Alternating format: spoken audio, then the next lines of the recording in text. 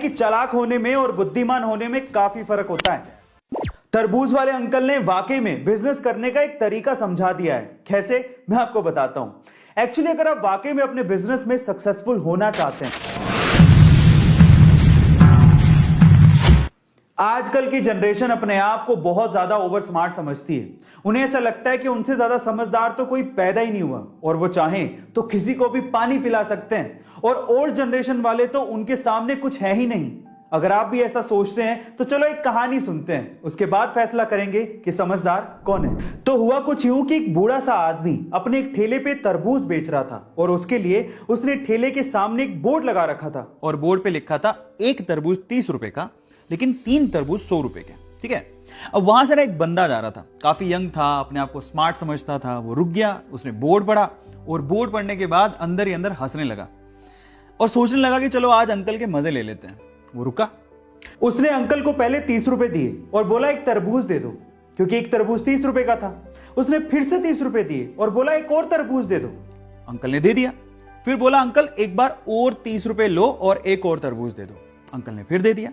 फिर हंसते हुए बोलता है अंकल देखो, मैंने आपसे 3 तरबूज 90 रुपए में खरीद लिए और आपने बोर्ड पे लिखा है 3 तरबूज 100 रुपए के। अंकल बिजनेस बिजनेस धंधा वंदा आपके बस की बात नहीं है, इसे बंद कर दो, घर जाओ। अब अंकल ने ना जो उसके बाद जवाब दिया वो बहुत मजेदार है, मुझे बड़ा मजा आया सुन के। अंकल मंद मंद मुस्कुराते हुए बोला, बेटा आजकल के बच्चे बड़े स्मार्ट हैं।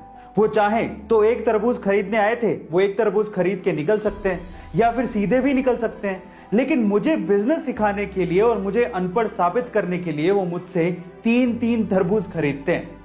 तरबूज वाले अंकल ने वाकई में बिजनेस करने का एक तरीका समझा दिया है। कैसे, मैं आपको बताता हूं। एक्चुअली अगर आप वाकई में अपने बिजनेस में सक्सेसफुल होना चाहते हैं और अगर आप ये चाहते हैं कि आपके कस्टमर आपसे लॉयल रहें, आपकी शॉप पर बार बार आते रहें और कहीं ना जाएं, तो एक चीज आप अपने दिमाग में डाल लीजिए। हमेशा आप कोशिश करिए कि आपका कस्टमर दिमाग में ये सोचे कि उसे माल सस्ते में मिला है और वो जीत गया है और आपने उससे ज्यादा मुनाफा नहीं कमाया है।